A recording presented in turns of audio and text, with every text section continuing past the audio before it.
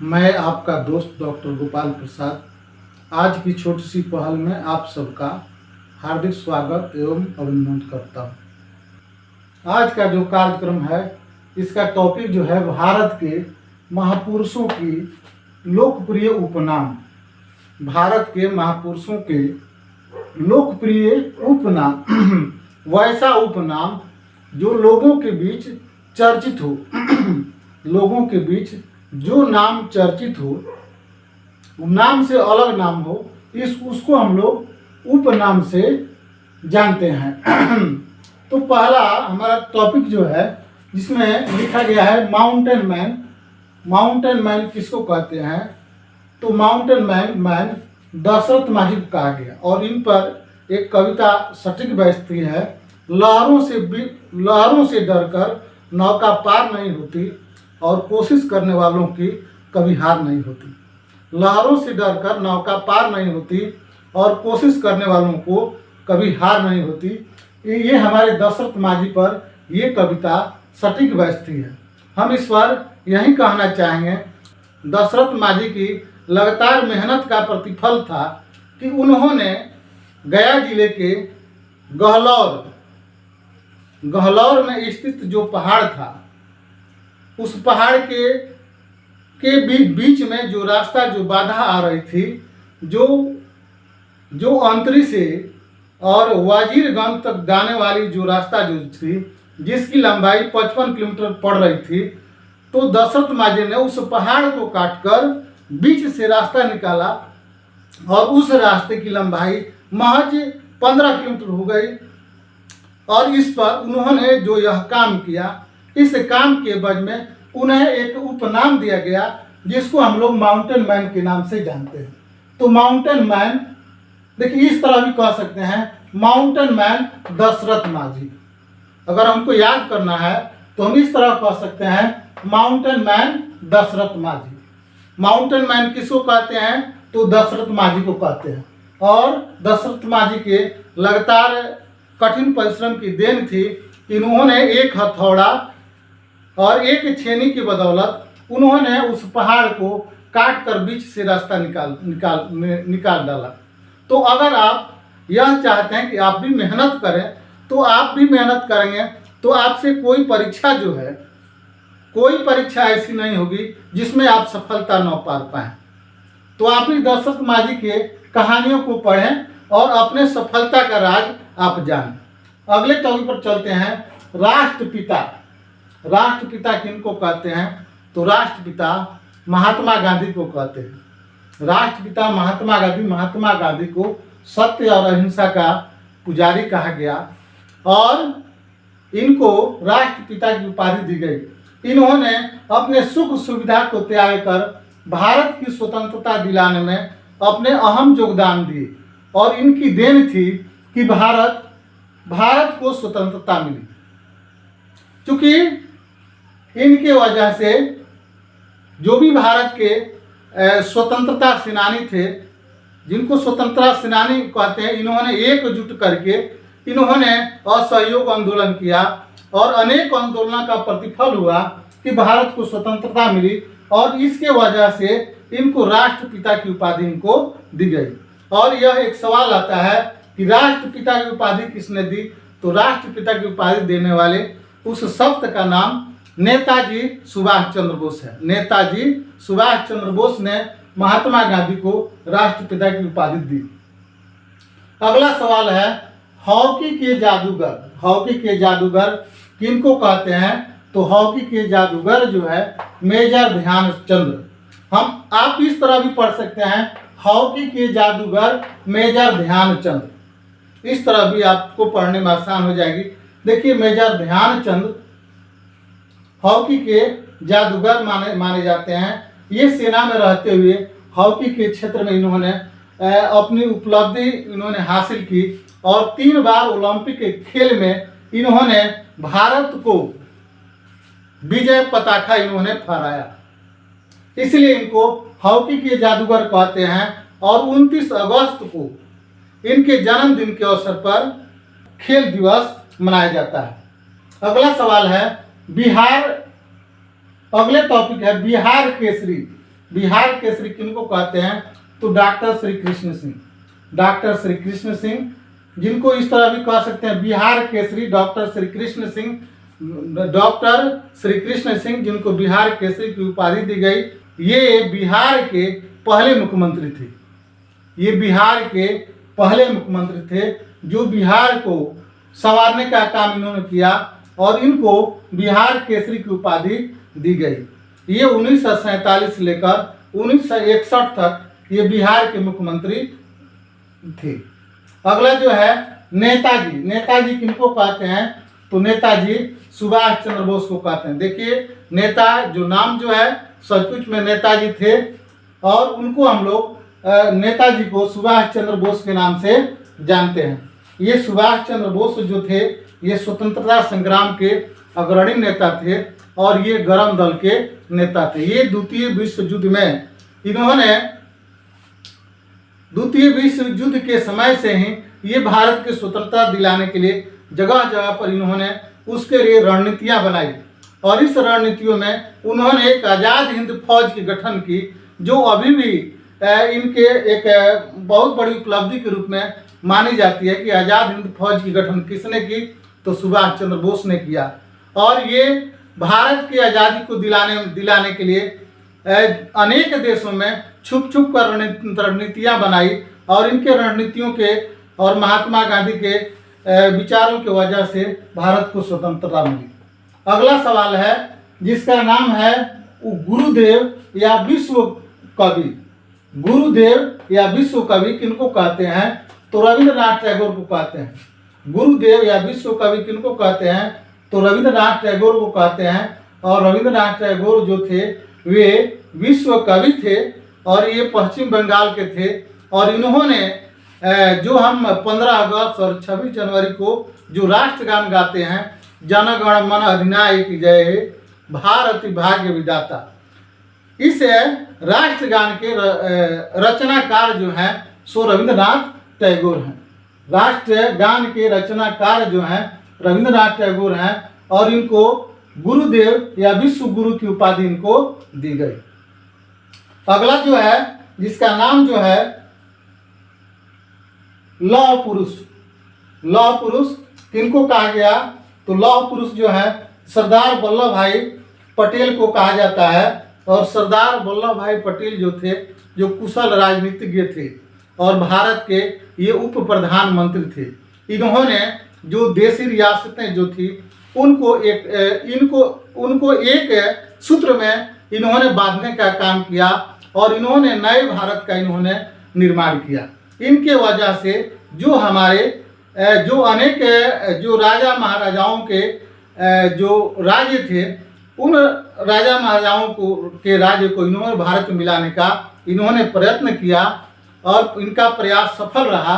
इनको इसलिए इनको लौह पुरुष की उपाधि दी गई और लौह पुरुष किनको कहा गया, तो सरदार वल्लभ भाई पटेल को कहा गया। अगला सवाल है भारत के वयोवृद्ध पुरुष किनको कहा गया, तो भारत के वयोवृद्ध पुरुष जो है दादा भाई नौरोजी। दादा भाई नौरोजी जो थे इनकी ये ब्रिटिश संसद में ये पहली बार भारतीय होने पर भी वहाँ के लिए सांसद चुने गए।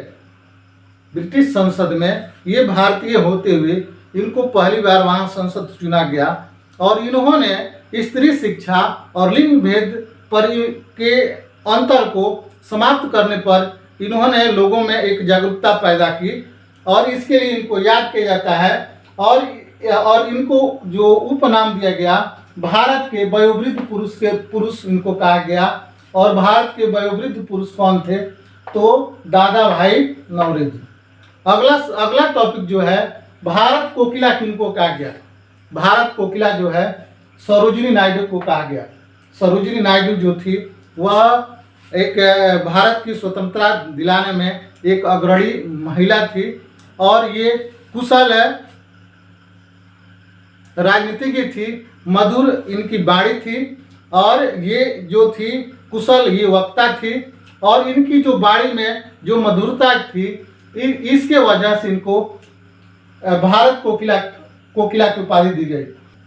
अगला सवाल है स्वर कोकिला, स्वर कोकिला किनको कहते हैं? तो लता मंगेशकर को कहते हैं। लता मंगेशकर जी जो हैं वह एक ये जो है ये एक गायिका है और इन्होंने कई फिल्मों में पार्श्व गायिका के रूप में इन्होंने अपनी गीत को दी और इनके गीत जो हैं लोगों के दिल को छू जाते हैं और इनके गीत जो है लोगों के दिल को छू जाते हैं और उनके स्वर में वे जादू है जो लोगों के दिल को मोह लेते हैं, इसलिए इन्हें स्वर कोकिला की उपाधि इनको दी गई। अगला जो है चाचा या पंडित। चाचा या पंडित किनको कहा गया? तो चाचा या पंडित जवाहरलाल नेहरू को कहा गया। चाचा या पंडित जवाहरलाल नेहरू को कहा गया। जवाहरलाल नेहरू या पंडित जवाहरलाल नेहरू स्वतंत्र भारत के पहले प्रधानमंत्री थे जिन्होंने 1947 से लेकर 1964 तक ये प्रधानमंत्री रहे और इनको बच्चों से इतना प्रेम था कि इनके जन्मदिन पर बाल दिवस के रूप में इनके जन्मदिन को मनाई जाती है। अगला टॉपिक जो है पंजाब केसरी। पंजाब केसरी किनको कहते हैं? तो लाला लाजपत राय को कहते हैं। लाला लाजपत राय भारत स्वतंत्रता संग्राम के एक प्रमुख योद्धा के रूप में थे और ये गरम दल के नेता थे। और इन सभी लोगों के एक सूझबूझ से एक अथक प्रयास के द्वारा भारत को स्वतंत्रता मिली। ये सभी लोगों ने गरम दल और नरम दल के लोगों के रणनीति की वजह से उनके सूझबूझ की वजह से अंग्रेजों के द्वारा इन्होंने जिस तरह का संघर्ष किया जिसके वजह से इन लोगों ने भारत को स्वतंत्रता दिलाई। अगला सवाल जो है भारत का नेपोलियन किसको कहते हैं? तो भारत का नेपोलियन जो है समुद्रगुप्त है। समुद्रगुप्त ने कभी किसी से हार नहीं मानी और समुद्रगुप्त जो है गुप्त वंश के संस्थापक के रूप में भी माने जाते हैं। अगला सवाल है भारत के मिसाइल मैन किसको कहते हैं? तो भारत के missile man APJ Abdul Kalam को कहते हैं। भारत के missile man APJ Abdul Kalam को कहते हैं और एपीजे अब्दुल कलाम एक छोटे से परिवार से होकर इन्होंने बहुत बड़ी उपलब्धि हासिल की और इन पर भी सटीक बैठता है कि लहरों से डर कर नौका पार नहीं होती और कोशिश करने वालों की कभी हार नहीं होती। अगर आप कोशिश करेंगे तो आपकी हार कभी नहीं होगी और आपकी जय जयकार होगी। जैसे अब्दुल कलाम की जय जयकार होती है उसी तरह आपकी भी जय जयकार होगी। अगर आप अपना चाहते हैं कि आपको सफलता मिले तो आपको भी यह सोचना पड़ेगा कि लहरों से डर कर नौका पार नहीं होती और कोशिश करने वालों की कभी हार नहीं होती। तो देखिए अब्दुल कलाम एक छोटे से परिवार से मिसाइल मैन बने और मिसाइल मैन बनने के बाद इनको राष्ट्रपति चुना गया और राष्ट्रपति ये 11वें राष्ट्रपति के रूप में इन्होंने राष्ट्रपति के कुर्सी को सुशोभित किया। देश रत्न डॉक्टर राजेंद्र प्रसाद देश के पहले राष्ट्रपति थे और यह सुनकर आपको गर्व होगा कि ये हमारे जिले के बगल का जो जिला जो है सिवान के ही ये उपज थे और ये इनको देश के प्रथम राष्ट्रपति होने का गौरव प्राप्त हुआ। अगला जो है जननायक कर्पूरी ठाकुर। जननायक की उपाधि किनको दी जाती है उपनाम? तो कर्पूरी ठाकुर। कर्पूरी ठाकुर एक गरीब परिवार से होकर मुख्यमंत्री तक की सफर तय की और ये जो थे ये बिहार के दूसरे उप मुख्यमंत्री और बिहार की सत्ता में 2 बार मुख्यमंत्री इनको बनने का गौरव प्राप्त हुआ और इनको जननायक की उपाधि इनको दी गई। अगला जो है लोकनायक जिनको जयप्रकाश नारायण। लोकनायक किनको कहा जाता है? तो जयप्रकाश नारायण को कहते हैं और जयप्रकाश नारायण जो थे संपूर्ण क्रांति के जन्मदाता माने जाते हैं। जब केंद्र में जब इंदिरा गांधी की जब सरकार थी और इंदिरा गांधी की सरकार में ये विरोधी दल के नेता थे और इनको इंदिरा गांधी की सत्ता जो थी उससे इनको उनके नियम उनके जो सिद्धांत थे सिद्धांत के ये पक्ष में नहीं थे और इन्होंने पूरे देश में एक क्रांति फैलाई जिसका नाम था संपूर्ण क्रांति, और ये क्रांति सफल रही और इनको लोकनायक की उपाधि इनको दी गई। अगला सवाल जो है उड़न पड़ी किसको कहते हैं? तो पीटी उषा को कहते हैं। उड़न पड़ी किस क्षेत्र की खिलाड़ी थी? तो उड़न पड़ी जो थी वह एक धाविका थी, एक दौड़ने वाली महिला थी, और ये दौड़ने वाली महिला विश्व में सबसे तेज दौड़ने वाली महिला थी, और सबसे इस तेज दौड़ने वाली धाविका को उड़न पड़ी का उपनाम दिया गया। क्या नाम है? उड़न पड़ी का नाम दिया गया। और उड़न पड़ी किसको कहते हैं? तो पीटी उषा को कहते हैं। अगर पूछा जाए उड़न पड़ी जो है किस क्षेत्र में सफलता हासिल की, तो वह धाविका के रूप में सफलता हासिल की। धाविका किसको कहते हैं? जो तेज दौड़ जाए सो क्या है? धाविका है। अगला सवाल है बिहार विभूति किसको उपाधि दी गई? तो बिहार विभूति से अनुग्रह नारायण सिंह को उपाधि दी गई। बिहार विभूति अनुग्रह नारायण सिंह को उपाधि दी गई, और बिहार के ये पहले उप मुख्यमंत्री थे, और ये बिहार विभूति अनुग्रह नारायण सिंह और बिहार के श्री कृष्ण बाबू ने बिहार के नव निर्माण में इन लोगों ने अपना अहम योगदान दिया। अगला जो है महाकवि किनको कहा जाता है? तो महाकवि कालिदास को कहा जाता है। महाकवि कालिदास को कहा जाता है, और ये कालिदास जो है ये संस्कृत साहित्य के ये कवि माने जाते हैं, और इन्होंने बहुत सारे ग्रंथों की मेघदूत की इन्होंने रचना की। तो हमने इतनी सारी चीज़ों को हमने बताया। देखिए जो चीज़ हमने बताया है, जो जितनी जानकारी हम दी है, इनके बारे में इतनी जानकारी नहीं है। अगर आपको इससे अधिक जानकारी चाहिए तो आप इनके बारे में किताबों के माध्यम से आप जान सकते हैं, पत्र पत्रिकाओं के माध्यम से जान सकते हैं, यूट्यूब के माध्यम से जान सकते हैं। हमने आप लोगों में एक जानने की एक ललक पैदा की है। हमने आप लोगों में जानने की एक ललक पैदा की है कि आप इस ललक से कुछ ना कुछ जरूर जानें, और उसको जानकर अपने जीवन में उतारें, और उस उतारने से आप जीवन में सफलता हासिल करें। हमारी यही सोच है।